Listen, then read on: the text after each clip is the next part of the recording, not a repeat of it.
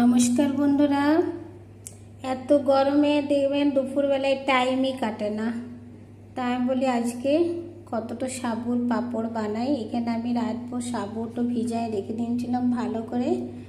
এবার ভালো করে ধুয়ে অল্প জল সমেত নিয়েছি।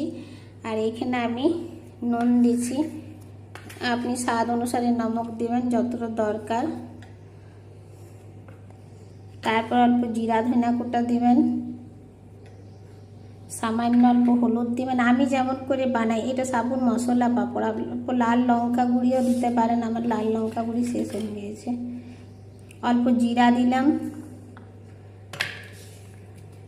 আর কটা শুকনো লঙ্কা আমি এমনি করে ভেঙে দিয়ে দেব।